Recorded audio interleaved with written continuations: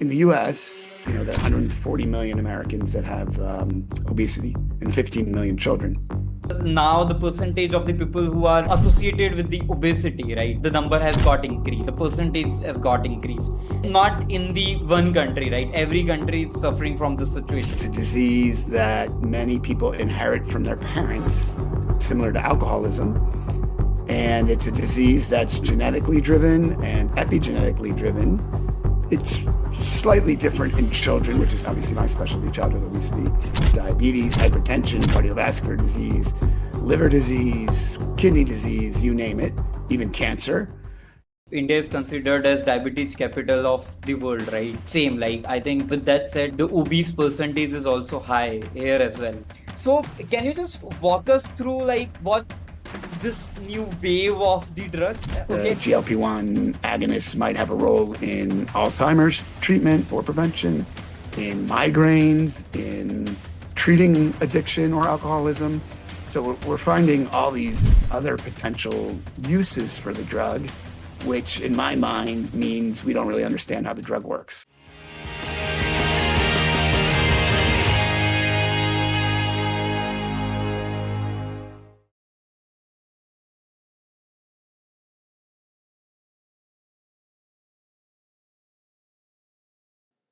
Hello everyone. Welcome in the another episode of 21-minute Pharma Edge powered by Game of Pharma. And today we have with us a very special guest, Dr. Ivan Nadler.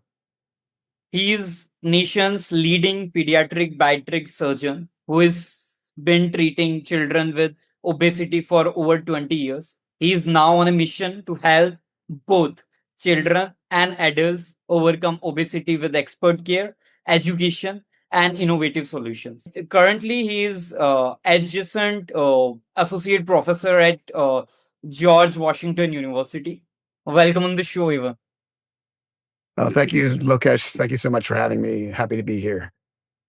So I think Dr. Seem, like everyone is nowadays like reading articles, listening podcasts, or when they see the news, right? One thing that is very common there is that people now the percentage of the people who are associated with the obesity, right? The number has got increased, right? The percentage has got increased, and not in the one country, right? Every country is suffering from this situation, and like with not only that, I think new innovations also come into the picture right now, right?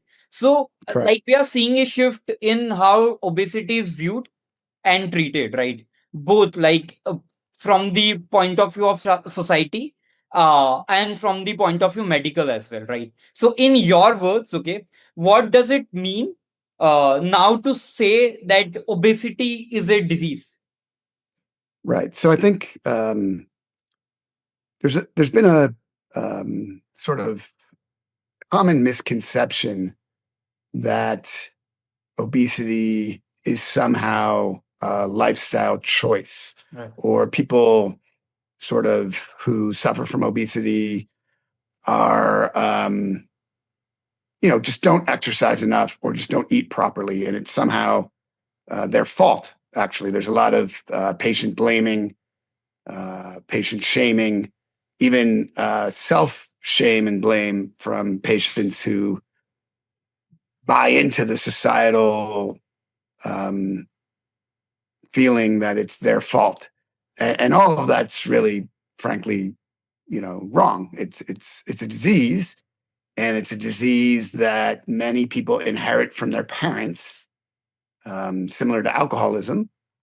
And it's a disease that's genetically driven and epigenetically driven, and it's slightly different in children, which is obviously my specialty, childhood obesity, than it is in adults. But it's all basically stems from a metabolic imbalance, a propensity to gain weight without being able to lose it, and then the sequelae of that are, we all know, diabetes, hypertension, cardiovascular disease, liver disease, kidney disease, you name it, even cancer. So it's really, in the US, there are 140 million Americans that have obesity and 15 million children. And it's crippling not only our healthcare system, but our economy in general, because we spend so much money on this disease and its related diseases. And it's, as you said, it's becoming a worldwide problem. It used to be a problem that most associated with the U.S., but now if you look at Europe, if you look at the Gulf countries, they actually have obesity rates that are just as bad as the U.S. So the disease is spreading, and thus the need to treat the disease is probably as urgent as it's ever been. I think totally agree with your point. And then same, like as you mentioned, that it's a worldwide problem nowadays, right? So same, like India is considered as diabetes capital of the world, right? Same, like I think with that said, I think the obese percentage is also high here as well, right? Like we Yeah. see that people, because of the lifestyle changes, right? That I think one of the major thing that took a shift is that previously most of the persons were living in the village, right, and doing farming kind of activities which help them to burn their calories, right. Now the things are totally different. Most of the peoples are working in the corporate side, right, where they sit, their lifestyle has changed, right, and then food was also one of the part there, right. So food, stress, different factors are there, as you know, right. And I think second kind of things also, everyone is talking about the new drugs like Monjaro and Sure. then other drugs, right? So can you just walk us through like what this new wave of the drugs, okay, and how it's different from Right. GLP-1 semaglutide? Right. So, as you mentioned, the GLP-1's actually been around for quite a while. And the one that many people may be familiar with is liraglutide, which trade name was Saxenda, um, or Victoza. And that drug did a very nice job of controlling diabetes.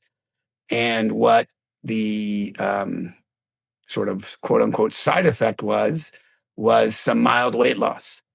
So then, Novo Nordisk, who makes liraglutide, they got wise and they thought maybe we can change um, actually like the physical chemistry of the drug to make it so that it can bypass the body's natural mechanisms for breaking down these GLP-1 agonists and get more weight loss out of it. And that's exactly what they did.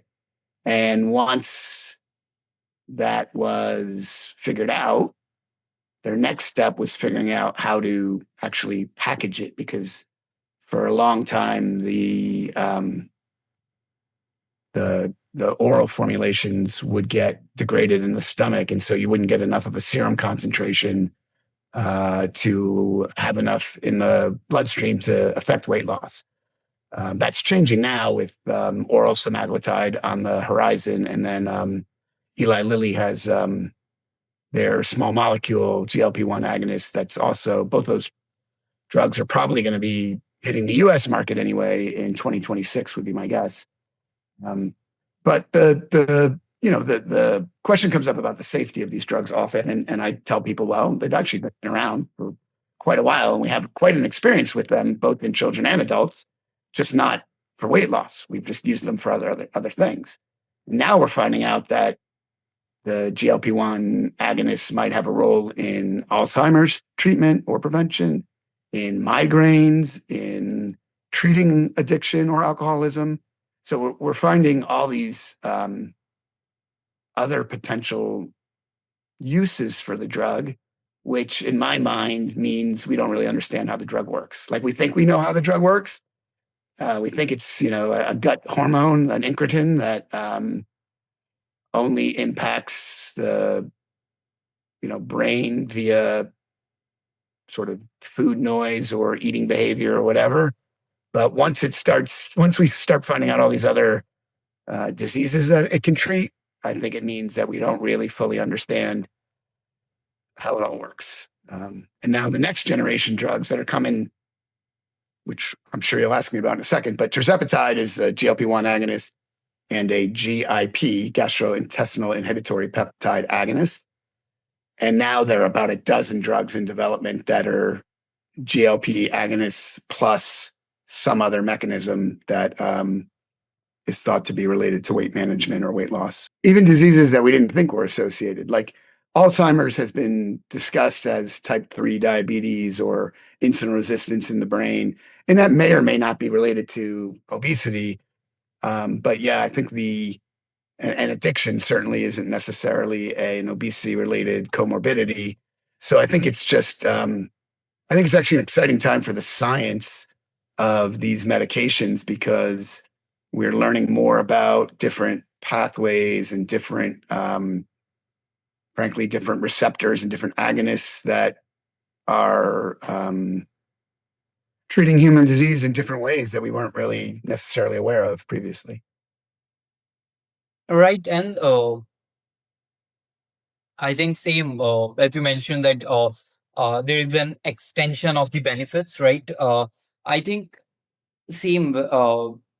Every every drug comes with their own side effects as well, right? We all know Of course. these kind of things, right? And with these newer drugs, like I just want to understand what kind of risk are associated with these kind of drugs, right? In compared to the benefits. Yeah. So liraglutide, which was the first GLP-1 agonist, I believe hit the market almost 10 or 15 years ago. So we actually have long-term data on GLP-1 agonists. We may not have it for semaglutide or tirzepatide, but we do for the earlier generations. So the side effects continue to be mostly GI side effects, the nausea, the vomiting, the diarrhea, all that stuff. And I think that will continue. I don't think there's going to be I think it'll be difficult for a GLP-1 formulation, even with the new mechanisms that are being explored, to avoid all of those side effects. I think there are always going to be some gastrointestinal side effects with GLP-1 medications because that's where they work. In part is in the gut where the receptors are. So, and the point that you made before is it's always a risk benefit analysis, right? So is treating your obesity or treating your diabetes more important than having some GI side effects? I think most people would answer yes. Now, again, we don't really know long term with the newer meds, but I think in general, the GLP-1 agonists are fairly safe long term. The same, like I was having one discussion with like dean of University of Michigan, right? Related with some other conversation, but now you know that every conversation comes around this topic only because it's a hot topic in the market. So we were discussing some points, and then one thing came that government should buy these drugs as it's a kind of a pandemic, right? These obesity, and should like access this medicine to the larger population. Okay, so for countries like us, like India, right?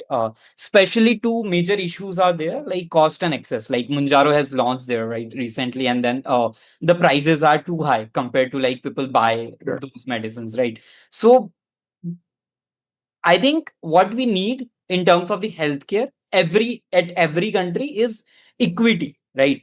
So how policies or government or WHO can ensure that these kind of drugs uh, can available to everyone, like beside this economic barrier, right? What's your point of view on this? Yeah, sure. So obviously different countries have different health systems, and it's easier to achieve health equity if you have nationalized health care like Great Britain, like the NHS. And in the US, much harder because of the way private and public insurance works. And it's super complicated and probably a broken system that needs an overhaul. But politically, that's a difficult mountain to climb. But I think the injectable GLP-1s like Manjaro, like tirzepatide or semaglutide are expensive, and in part they're expensive because of the delivery mechanism, the pens that are used to administer them because they're disposable and hard to scale a disposable injecting pen that is cheap and but safe. So I think the oral GLP-1s that are coming down the pike are going to be the key to some health equity. They don't work as well as the injectables in terms of weight loss, but they're still pretty good. And it may be, well, it will be that pills are more easily mass produced, more easily mass distributed, and cheaper to do both those things than the injectables. So maybe it will be that when the oral formulations are widely available, there'll be better health equity. But I also think like people have to sort of, I think that people give the obesity medications somewhat of um, a higher bar to clear because they complain that, well, if you stop your GLP-1 medication, you will gain your weight back and you get your diseases back. And so they criticize the GLP-1 medications. And my response to that is, well, that's the same thing with your blood pressure medicine or your statin for your cholesterol. If you stop taking your statin for your cholesterol is going to go back up. So why are we giving the GLP-1s a harder time about that than we would the other medications? And I actually think if we were trying to be most cost effective, we would actually, as you sort of were implying, we would get the GLP-1 oral formulations to as many people as possible because then they'll actually no longer need their blood pressure medicine or their statin. It may be that they take their GLP-1, their oral GLP-1 every day as one pill and get rid of the 2 or 3 pills that they were taking, their blood pressure medicine, their diabetes medicine, and their cholesterol medicine. So it actually may end up being the most cost-effective intervention will be mass production and distribution of oral GLP-1s. And as you I'm sure know, India is one of the leading producers of the generic versions of GLP-1s. And so from a health equity standpoint, that's a whole nother discussion is whether, like obviously the drug companies are incentivized to have new drugs because they make a lot of money from those new drugs. But there will maybe be a point where the healthcare needs of the world are more important than the profitability of these companies. So we'll see where that goes. So with that said, I think we just want to shift this podcast from fun rapid fire round where I will ask you some of the questions and you need to give answer in a one word or a phrase. Okay. So first question is if you could ban one unhealthy food from this planet, what would it be? Well, I think sugar is still like the biggest problem, at least in the US and probably worldwide. And so I don't know, one of the I don't even know if this product still exists, but there used to be those things called Fun Dip, where it was basically a sugar stick that you would dip into like flavored sugar and then lick it as a kid. And that might be the one that I would get rid of first because like you may as well just open up a sugar packet and pour it down your throat. Like there's just no reason that we need to have candy that is, basically 100% sugar with a little bit of artificial flavoring. Like I think that would probably be my number one. So the next question is biggest challenge you faced in your career journey. The biggest challenge I faced in my career is the challenge that I'm still facing, which is convincing people that obesity is a disease and not a lifestyle choice. Right. So, what's your favorite place to travel and get recharged? Right. Yeah. So I've always been a beach person. Okay.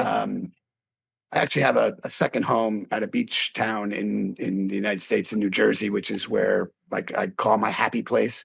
So if I am feeling a need to recharge or I'm stressed or whatever, I'll just go off to the beach and go into the ocean and just there's something about sort of staring at the vastness of the ocean or being in the ocean and staring at the vastness of the ocean that reminds me that we're small compared to the universe, and that whatever trials and tribulations I might be having as an individual person are again uh, on scale much less significant than what's going on in the world, the bigger world, and the bigger universe. Cool. I think thank you so much, Evan, for this podcast. I think it was a great session. When I was having introductory call with you, I think what I have concluded is you know more than perplexity in terms of obesity and diabetes. So you are more aware of what's going on into the industry. And then I just want to have this conversation so that we can create something for our audience. And I will definitely come at your beach place whenever I will be in the US. You're always invited, and thanks for having me. And I think for your listeners, it's super important because this is playing on your name, the game of pharma. This is the game of pharma. The game of pharma is now in the obesity world, the race to find the next best, next greatest intervention, drug, pharmacotherapy, whatever it is. So this is I mean, this is super important, as you said, hot topic. And if you're not paying attention to what's going on in the obesity drug development world, you will be missing a lot of important information. So thank you so much. We will meet soon.